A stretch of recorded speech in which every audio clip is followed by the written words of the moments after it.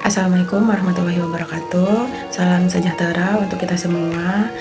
Sebelumnya saya ingin mengucapkan terima kasih kepada rekan-rekan dan juga adik-adik yang telah berkesempatan untuk melihat video pelayanan kasih saya. Semoga kita semua dalam keadaan sehat walafiat. Sebelumnya izinkan saya untuk memperkenalkan diri. Perkenalkan, nama saya Gusti Leviandiani. Saya adalah mahasiswa Prodi Bimbingan dan Konseling Universitas PGRI Sumatera Barat. Pada kali ini saya ingin membuat video pelayanan klasikal dengan tema perencanaan karir di masa depan. Alasannya saya memilih tema itu agar nantinya adik-adik atau rekan-rekan yang melihat video saya memiliki pondasi yang kuat untuk merencanakan dan juga mengembangkan karir di masa depan. Dan tidak ada lagi adik-adik yang ragu untuk memilih pilihan karir di masa depan. Baiklah, sebelum kita memasuki gimana sih strategi perencanaan karir di masa depan, tentu kita semua harus mengetahui dulu apa itu karir. Nah, saya sudah merangkum dari beberapa sumber. Jadi karir itu adalah pilihan jalur prestasi atau jalur pekerjaan yang ingin dijalani di masa depan sesuai dengan bakat dan juga minat yang kita mampu. Bakat dan juga minat yang kita punya. Dalam dunia pendidikan, salah satunya yaitu SMA. Karir itu adalah sebuah pilihan jalur jurusan. Contohnya itu seperti IPA, IPS, dan juga bahasa. Kemudian karir adalah pilihan setelah lulus SMA. Dengan mengidentifikasi karir sejak dini, nantinya adik-adik atau rekan-rekan dapat membuat keputusan yang tepat dalam memilih jurusan atau jalur pekerjaan. Nah, setelah pemaparan materi yang tadi, tentunya kita sudah mengetahui apa itu karir. Nah, lanjut gimana sih strategi pengembangan karir di masa depan itu? Nah, di sini ada 6. Yang pertama yaitu identifikasi minat bakat. Nah, jadi tentunya adik-adik atau rekan-rekan harus mengetahui dulu apa yang adik-adik suka dan apa yang tidak adik-adik sukai gitu. Dengan mengidentifikasi minat bakat, tentunya nanti jalur karir atau pilihan pekerjaan yang adik-adik mau atau adik-adik minati itu akan terarah gitu. Jadi pada saat itu adik-adik tidak akan bingung untuk memilih karir di masa depan. Kemudian pilih jurusan yang tepat. Nah, kalau adik-adik sekarang berada di jenjang pendidikan SMA, ingin lulus, itu adik-adik harus memilih jurusan gitu ya. Sebelum naik ke kelas 12, contohnya adik-adik suka belajar sejarah atau bahasa atau berarti itu mengarahnya ke jurusan bahasa gitu. Kemudian ketika adik-adik itu suka belajar IPA, itu berarti adik-adik sukanya belajar fisika, kimia, biologi. Nah, berarti jurusannya itu ke IPA. Begitu juga dengan IPS. Nah, selanjutnya kembangkan keterampilan. Maksudnya gimana sih gitu ya? Nah, jadi adik-adik atau rekan-rekan, tentunya kita pribadi itu memiliki kemampuan yang berbeda-beda. Ketika kita memiliki kemampuan komunikasi gitu contohnya, kita harus selalu melatih kemampuan tersebut karena pada era digital pada saat ini tentunya kita tidak asing lagi yang namanya dengan AI gitu ya. Kita tidak boleh tertinggal oleh AI tersebut. Kita harus melatih kemampuan yang kita punya karena kemampuan itu akan menjadi sebuah kelebihan pada diri kita, sehingga kita mampu mengembangkan karir yang akan kita capai itu dengan kemampuan yang kita punya. Oke, selanjutnya cari pengalaman.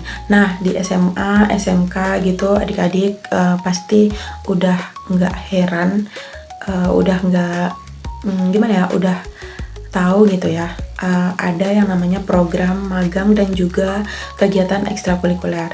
Nah, ketika adik-adik mengikuti kegiatan tersebut, tentunya adik-adik akan menambah pengalaman dan juga pengetahuan baru.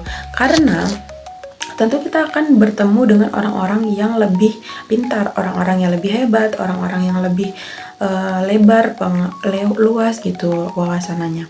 Nah, dari pengalaman dan juga pengetahuan yang kita dapatkan itu menjadi sebuah bekal untuk kita menentukan arah karir kita. Nah, kemudian tentukan tujuan karir. Nah, di sini adik-adik atau rekan-rekan tidak boleh bingung gitu ya. Kita harus fokus pada satu karir yang adik-adik mau gitu. Contohnya adik-adik ingin menjadi seorang guru. Tentunya dari sekolahnya harus setelah lulus sekolah harus menempuh pendidikan di perguruan tinggi dengan jurusan keguruan gitu.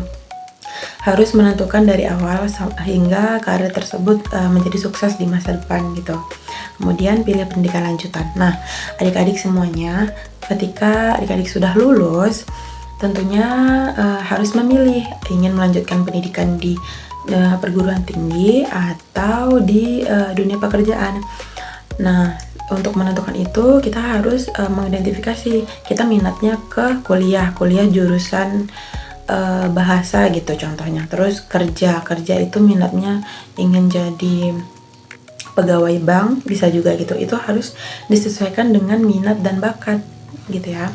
Karena mengidentifikasi minat bakat itu sangat penting karena ketika kita melakukan sebuah kegiatan gitu ya, sebuah aktivitas yang kita lakukan dengan sesuai dengan minat dan bakat kita, maka pekerjaan itu akan menjadi ringan gitu. Kita akan enjoy, kita akan santai, kita akan bisa menghadapinya.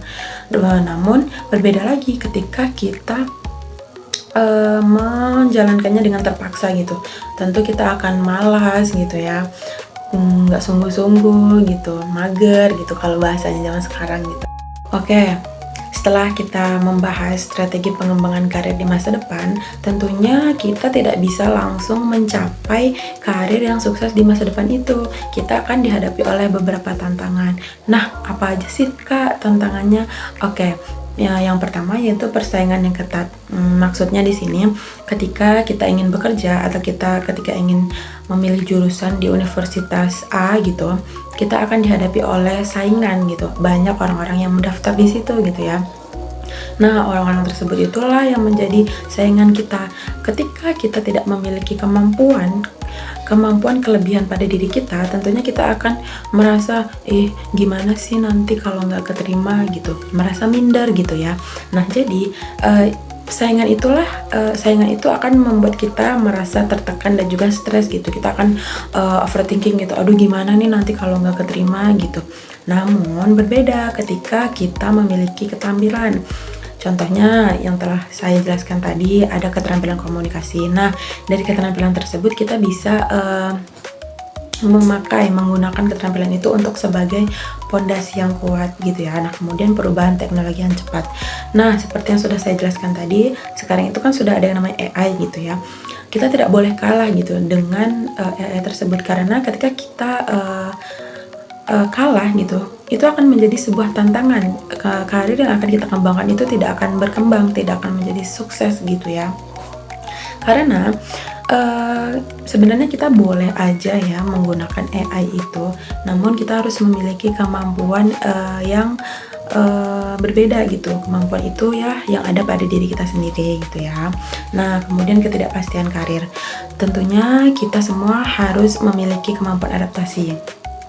Sebenarnya nggak masalah gitu ya ketika adik-adik atau rekan-rekan ini contohnya setelah di SMA itu jurusannya bahasa gitu, kemudian setelah lulus di perguruan tinggi ingin mengambil jurusan matematika gitu.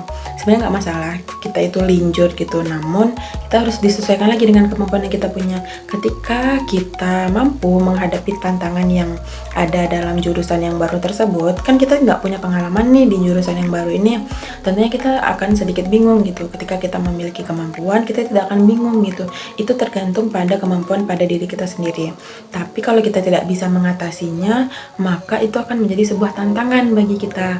Maka dari itu kita harus memiliki kemampuan adaptasi. Karir yang kita pasti itu harus pasti. Karir yang kita ambil itu harus pasti gitu ya, maaf. Kemudian kurangnya pengalaman. Nah, berbeda gitu ya adik-adik. Ada orang-orang yang mengikuti kegiatan ekstrakurikuler dan juga kegiatan program magang dengan adik-adik yang tidak mengikuti sama sekali, yang hanya sekolah pergi belajar. Sekolah pergi belajar itu berbeda karena yang mereka dapatkan itu hanyalah sebuah pelajaran gitu, materi gitu. Berbeda dengan orang-orang yang mengikuti kegiatan eskul. Mereka akan mendapatkan pengalaman dan juga pengetahuan baru karena mereka bertemu orang-orang hebat, orang-orang yang wawasannya lebih luas, orang-orang yang pintar gitu ya. Itu bisa membuat kita menjadi mengerti gitu gimana sih jenjang karir yang akan kita ambil gitu ya. Banyak gitu contoh-contoh kegiatan ekstrakurikuler seperti pramuka, OSIS, UKS, atau yang lainnya gitu. Kemudian kurangnya informasi tentang karir. Nah, pada zaman sekarang itu anak-anak SD, anak-anak TK sudah pandai menggunakan gadget gitu. Tentunya kita harus menggunakan gadget itu dengan positif. Kita bisa melihat channel-channel orang-orang yang membagikan karirnya yang sukses di media sosial, itu kita tonton, kita pelajari, kita melihat sharing-sharing. Kan banyak tuh orang yang sharing gitu pengalamannya tentang karirnya gitu. Kita melihat itu website-website itu, maka kita akan mendapatkan pengalaman dan juga pengetahuan baru dari apa yang kita tonton itu gitu ya. Nah, itu menjadi sebuah bekal kita untuk mencapai karir yang sukses di masa depan, sehingga karir yang kita mau itu menjadi karir yang kita impikan. Oke, itulah pemaparan materi dari saya. Itulah pemaparan materi dari saya. Saya yakin bahwa kita semua akan mencapai karir yang sukses. Saya meminta maaf apabila ada kesalahan kata. Terima kasih. Assalamualaikum warahmatullahi wabarakatuh.